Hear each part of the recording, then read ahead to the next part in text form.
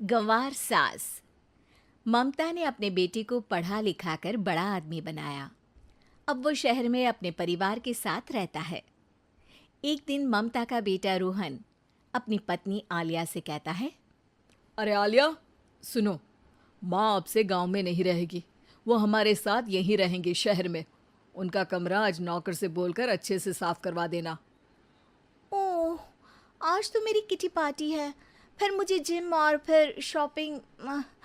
ठीक है, कल करवा दूंगी। अ, अच्छा, लेकिन माँ के सामने ये कपड़े नहीं चलेंगे। हाँ, तुम्हें साड़ी या सूट पहनना होगा। अरे बिल्कुल भी नहीं। मेरे मम्मी पापा ने इतना पैसा लगाकर शादी इसलिए नहीं की थी कि मैं अपनी मर्जी के कपड़े पहन ओढ़ भी ना सकूं। अरे चलो, गुस्सा मत हो, लेकिन कुछ दिन तो माँ की खुशी के लिए कर सकती हो ना। लेकिन आलिया मानती नहीं। माँ आती है सिंपल सी साड़ी, झोला और चप्पल पहनकर। अरे रोहन, मैं इनके साथ कैसे रहूंगी? मेरी फ्रेंड्स क्या कहेंगी? ये तो पूरी गंवार लग रही है। आलिया, माँ गांव में रहती थी इसलिए ऐसी हैं।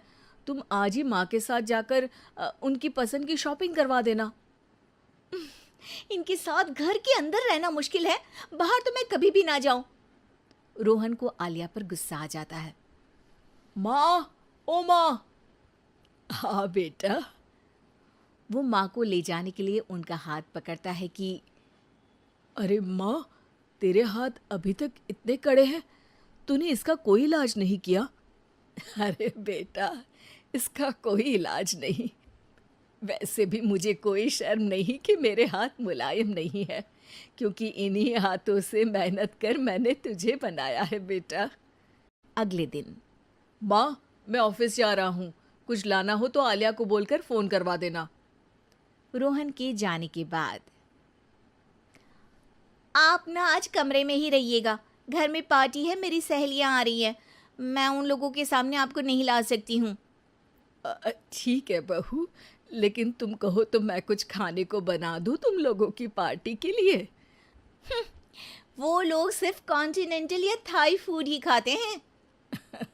कोई बात नहीं, कभी इंडियन खिलाने वाला कोई मिला नहीं होगा ना। मैं बनाकर कमरे में चली जाऊंगी। जैसे आपकी मर्जी। आलिया के घर उसकी दोस्त आती हैं, पार्टी होती है। अरे वाह आलिया, ये क्या है खाने में? बड़ा ही स्वादिष्ट है यार, इसकी रेसिपी मुझे चाहिए। हाँ, और ये दाल, ओ माय गॉड, मैंने तो किसी 5 स्टार में भी ऐसी दाल नहीं खाई है यार। तू कुक को यहाँ बुलाना। अब आलिया घबरा जाती है। हाँ हाँ हाँ हाँ, क्यों नहीं। माँ जी ज़रा बाहर आइए। आलिया की सास सिंपल सी साड़ी और गांव के अंदाज में आती है। अरे बहू, क्या हुआ? खाना पसंद नहीं आया क्या? बहू? अरे ये गांव से दिखने वाली औरत तुम्हें बहू क्यों बोल रही है? कौन है ये? वो हमारी नई नौकरानी है। सास बहू की बात सुनकर बहुत दुखी हो जाती है। वो सर झुकाकर जा ही रही होती है कि एक सहेली बोल पड़ती है। अरे कहाँ जा रही हैं माँ जी? वो उठकर उनके पैर छूती है। जीती रहो बेटा। क्या है ना, आपकी शक्ल बिल्कुल मेरी माँ जैसी है। पता है आलिया, मैं शहर पढ़ने आई और फिर शहरी हो गई, लेकिन मेरे माँ पापा तो आज भी गांव में रहते हैं, बिल्कुल इनके जैसे ही हैं। आप यहाँ बैठिए ना आंटी, आप सच में बड़ी खूबसूरत है और आपके हाथ का खाना तो लाजवाब है। काश ये मेरी सास होती। सभी सहेलियां सास को घेर कर बैठ जाती हैं और उनसे खाने की रेसिपी पूछ रही होती है कि तभी घर की बेल बजती है और रोहन आता है। अरे क्या बात है, आज आप लोग हमारे घर में? और ये लोग तो मुझे आलिया से ज़्यादा माँ की सहेलियाँ लग रही हैं। क्या ये आपकी माँ है? लेकिन आलिया ने तो कहा कि ये उनकी नौकरानी है और इन्होंने भी नहीं बताया। वो नहीं बताएंगी, क्योंकि उनके लिए बच्चों की इज्जत और उनकी खुशी सबसे पहले है। मुझे माफ कर दो, मुझे इन्हें तुम लोगों से मिलवाने में शर्म आ रही थी। कि तुम लोग क्या कहती। अरे अब तो हमें शर्म आ रही है कि तुम हम लोगों की सहेली हो। हाँ, जो माँ जैसी सास को नौकरानी बोले वो हमारी सहेली नहीं हो सकती। ये बोलकर सभी वहां से जाने लगती है कि सास बोलती है, आलिया की तरफ से मैं तुम लोगों से माफी मांगती हूँ। उसने जो कहा उसके लिए मैं उसे माफ करती हूँ। अब तुम लोग भी उसे माफ कर दो, क्योंकि अगर तुम लोगों ने उससे दोस्ती तोड़ी तो फिर मेरे हाथ का खाना कैसे खाओगी? नहीं नहीं आंटी, जरूर आएंगे, लेकिन अब आलिया की नहीं बल्कि आपकी सहेली बनकर।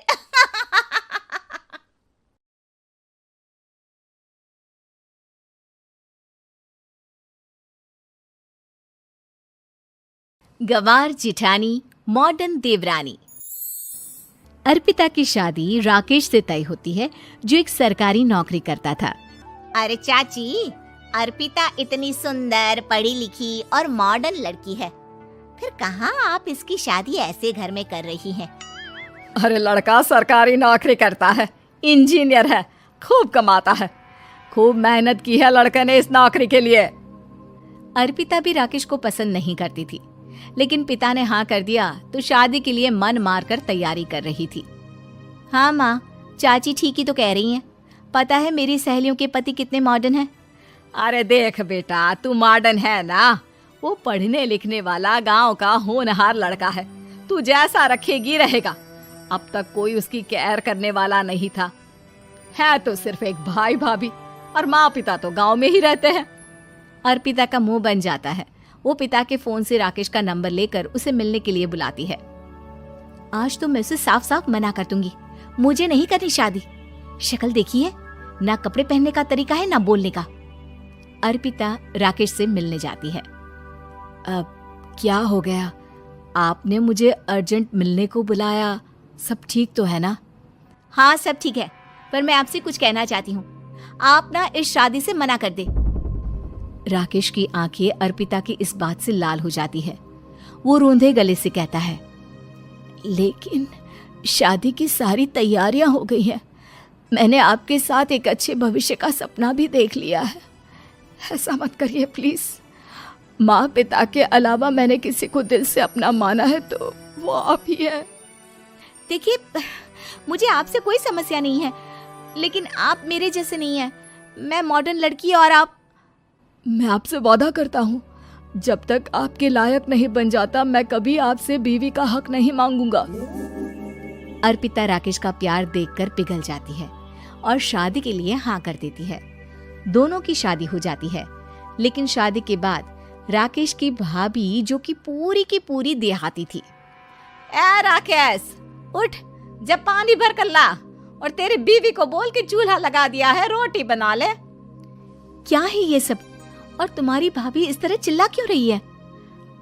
क्या करूं, भाभी ही खाना बनाती है और मुझे पढ़ने के लिए इस घर में रखा, तो मैं घर का सारा काम कर देता हूँ।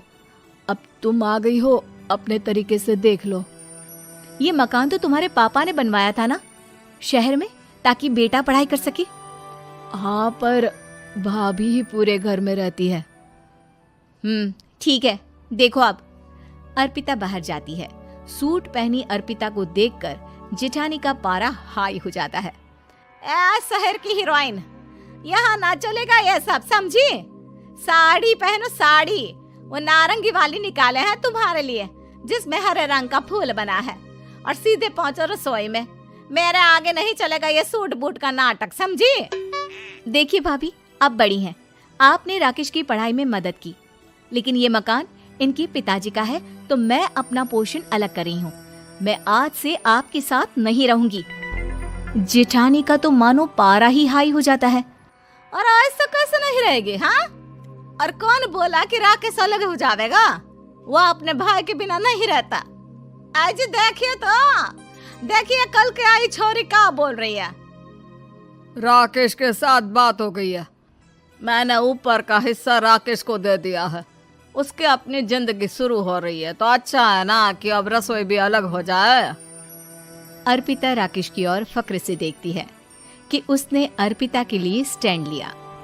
अर्पिता बाजार में जाकर सारा रसोई का सामान ले आती है। पिता के दिए सामान से घर सजाती है और अपने तरीके से पूरे घर की सजावट करती है। शाम को राकेश ऑफिस से आता है। कुर्ता पैजामे में राकेश को देखकर, अरे ये क्या पहना है? भाभी सिलती है ना कुर्ता, मैं सारी कमाई भाभी को ही दे देता हूँ। लेकिन अब ना बीवी को देना होगा, क्योंकि भैया भी अच्छी नौकरी करते हैं। भाभी अपने पति का पैसा संभालें और मैं अपने पति का पैसा संभालूंगी। तभी भाभी आ जाती है। अरे देखो बहुत हो गया, हाँ अलग रहने तक तो ठीक था, लेकिन पैसा हम एक फूटी कौड़ी नहीं देंगे। बचपन से तुम्हारे पति को हमने पाला है, उसका हिसाब दो। अच्छा, हिसाब चाहिए? कितना पढ़ी है आप जो आपको हिसाब चाहिए? बड़े भाई हैं उनकी, जिन्होंने उन्हें पढ़ाया लिखाया, वो हिसाब मांगेंगे तो जरूर दे दूंगी भाभी। अरे देख, हाँ अगर तूने पढ़ाई की है तो मैं भी अंगूठा छापना हूँ। अरे 5 की क्लास तक पूरी पढ़ाई की है, समझे? वैसे भी कल इन लोगों के माँ बाबूजी आ रहे हैं गांव से, वही लोग ठिकाने लगाएंगे तुझे। अगले दिन सास ससुर आते हैं, दोनों बहुत ही सीधे लोग। अच्छा किया जो ऊपर के हिस्से में राकेश की गृहस्थी लगा दी। अब दोनों बेटे अपना अपना देख ले। छोटी बहू कहाँ है? अरे बहुत ही चालाक है माँ जी, ऐसी जबान चलाती है जैसे दर्जी कैंची चलाता है। वैसे बहू तुम भी कम नहीं थी। और सुनाओ। तभी छोटी बहू सास ससुर के पैर छूकर उन लोगों को चाय और नाश्ता देती है। माँ जी, आप थक गई होंगी, मैं खाना लगा देती हूँ, ऊपर आ जाइए चाय पीकर। अरे बस बस यही रहेंगे वो, क्योंकि बड़ी बहू मैं हूँ। हम एहसास है इनके माँ बाबूजी मेरे पास ही आए हैं। चलिए माँ जी, आप ना किचन में खाना बनाइए, मैं जरा बाजार होकर आती हूँ और फिर साथ में खाना खाता है। जेठानी बाजार निकल जाती है और सास ससुर बेचारे घर पर अकेले। फिर दोपहर को, माँ जी मैंने आप सभी के लिए खाना बनाया है। माना मैं छोटी हूँ, लेकिन अच्छा लगेगा अगर आप लोग मेरे साथ रहें। वैसे भी यहाँ है कौन बेटा, चलो ऊपर राकेश के पास ही चलते हैं। सास ससुर दोपहर का खाना खाकर वहीं आराम करने लगते हैं कि जेठानी आ जाती है। अरे वाह, ये तो वही बात हुई ना, कल की आई को पूरा परिवार और हम अकेले के अकेले। भाभी देखिए, परिवार में प्यार से रहा जाता है, ना कि चालाकी से। अम्मा खाना कैसे बनाती, पहले ही गांव से थक कर आई हैं। हाय रे दया, तो मैं का बाजार से ऐस करके आ रही हूँ। अरे भूख के मारे मेरा सर दर्द हो रहा है, पर यहाँ मेरी फिक्र कौन करेगा। अरे तो किचन में खाना है, लगा देती हूँ मैं भाभी। बड़ी बैठकर खाना खाती है और शाम को जब राकेश घर आता है। अरे राकेश, तू तो पूरा हीरो लग रहा है इन कपड़ों में। ऐसे कपड़े पहले क्यों नहीं पहनता था? राकेश बीवी की तरफ देखता है और फिर कहता है, माँ पहले पहनाने वाली नहीं थी ना। हाँ हाँ, और हम जो हाथ से सिल सिल कर कुर्ता पहनाते थे उसका का? अरे तुम्हारे भैया तो आज भी पहन रहे हैं। तभी अर्पिता सास के लिए कपड़े और ससुर के लिए शर्ट पैंट ला कर देती है। उन लोगों को फ्रिज से ठंडा पानी और टीवी में फिल्म दिखाती है। अरे कब से इनको बोल रहे हैं कि फ्रिज वाले आओ, लेकिन ये है कि मानत ही ना है। बहू अब तो तुम ही समझाओ ससुर जी को। नहीं पापा, आप फ्रिज मत लीजिए। अरे वाह रे छोटे, खुद फ्रिज का ऐसे का मजा ले, और इनकी माँ के पास फ्रिज भी ना हो। अरे देखा पिताजी, देखा माँ जी कब बोल रही है। अरे उसकी पूरी बात तो सुन लो कि वो क्या बोल रही है। वो इसलिए क्योंकि अब माँ जी और पापा यहीं रहेंगे मेरे पास।